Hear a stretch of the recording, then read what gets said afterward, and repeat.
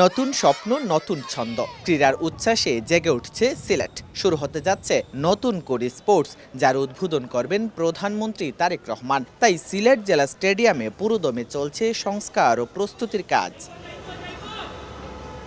ক্রীড়াঙ্গনের এই বড় আয়োজনকে সামনে রেখে গেল কয়েকদিন আগে সিলেট ঘুরে গেছেন ক্রীড়া প্রতিমন্ত্রী। সিলেট জেলা স্টেডিয়ামের জরাজীর্ণ অবস্থা ও অব্যবস্থাপনায় তীব্র ক্ষোভ প্রকাশ করেন যুব ও ক্রীড়া প্রতিমন্ত্রী আমিনুল হক। এর পরপরই ক্রীড়া প্রতিমন্ত্রীর নির্দেশনায় দ্রুত গতিতে এগিয়ে চলছে সংস্কার ও প্রস্তুতি।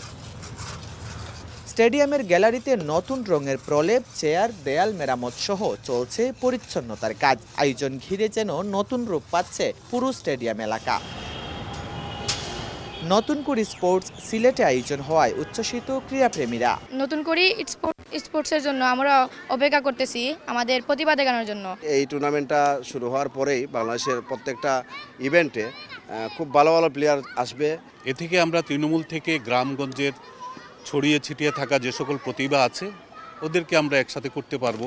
ওখান থেকে আমরা আগামীতে বাংলার মেসি বের করে আনতে পারবো, বাংলার রোনালদো বের করে আনতে পারবো। সংশ্লিষ্ট সকলের সঙ্গে সমন্বয় করে সব ধরনের প্রস্তুতি ও সার্বিক ব্যবস্থাপনা নেওয়ার কথা জানান এই কর্মকর্তা। নতুন করে স্পোর্টসের যে হিউজ একটা অপরচুনিটি আমাদের ক্রীড়াঙ্গনের জন্য, প্রচারণাটা আমরা প্রতি উপজেলার খেলোয়াড়দের মধ্যে, ক্রীড়া সংগঠকদের মধ্যে প্রচারণা চালাচ্ছি। আশা করি খুব সুন্দরভাবে আমরা আমাদের নতুন করে স্পোর্টসে আমরা সিলেটে আয়োজন করতে সমর্থ হব। নতুন করে স্পোর্টসের সফল আয়োজন এখন সময়ের অপেক্ষা। সিলেটবাসী তাকিয়ে আছে এক বর্ণিল উদ্বোধনের দিকে। প্রথমবারের মতো তৃণমূল থেকে প্রতিভাবান খেলোয়াড় খুঁজতে শুরু হচ্ছে নতুন করে স্পোর্টস। আর এটি উদ্বোধন করতে চায়ের শহর সিলেটে আসবেন প্রধানমন্ত্রী তারেক রহমান। তাই জুড়ে সুরে চলছে প্রস্তুতি। নতুন করে স্পোর্টস ক্রীড়াঙ্গনে এক নতুন জাগরণ সৃষ্টি করবে, এমনটাই মনে করছেন ক্রীড়াপ্রেমীরা।